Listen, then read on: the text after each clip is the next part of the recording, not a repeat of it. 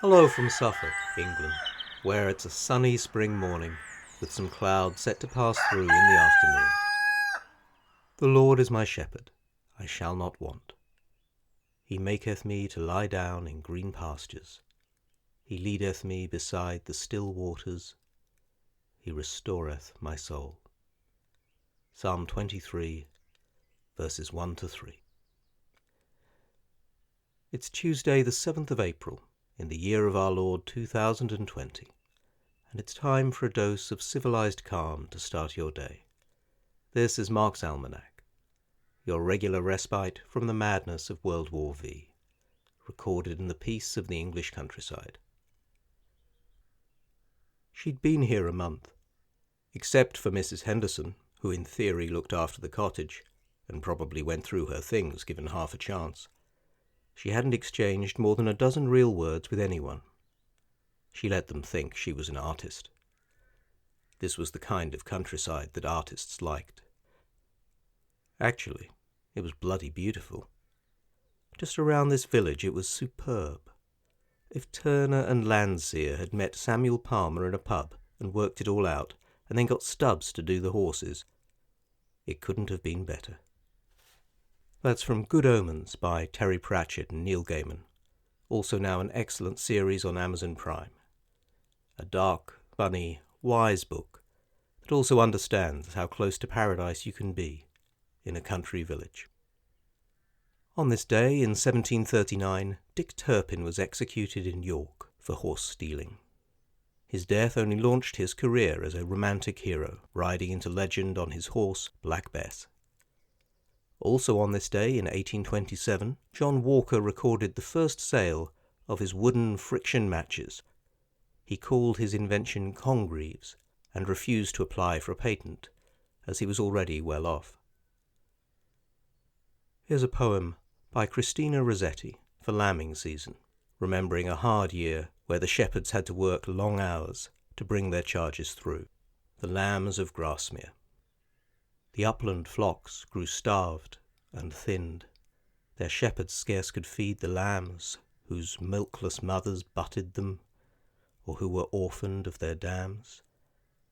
The lambs athirst for mother's milk filled all the place with piteous sounds. Their mother's bones made white for miles the pastureless, wet pasture grounds. Day after day, night after night, from lamb to lamb, the shepherds went, with teapots for the bleating mouths instead of nature's nourishment. The little shivering, gaping things soon knew the step that brought them aid, and fondled the protecting hand and rubbed it with a woolly head. Then, as the days waxed on to weeks, it was a pretty sight to see these lambs with frisky heads and tails, skipping and leaping on the lea, bleating in tender, trustful tones, resting on rocky crag or mound, and following the beloved feet that once had sought for them, and found.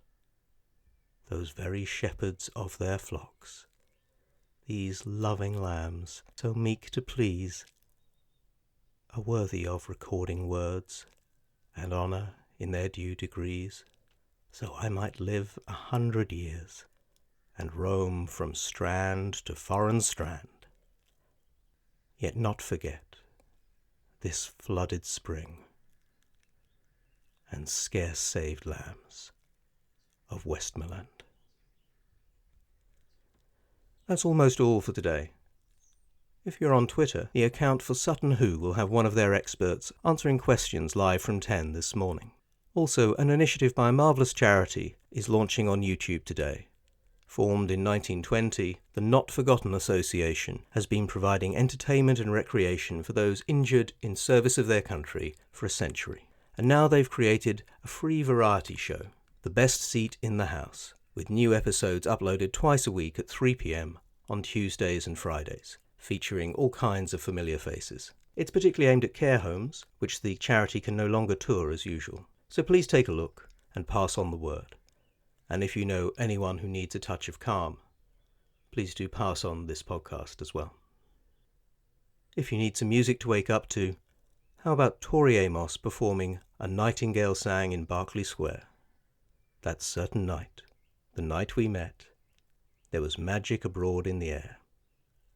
Until tomorrow, stay civilized, keep calm, and please keep washing your hands. Have a lovely day.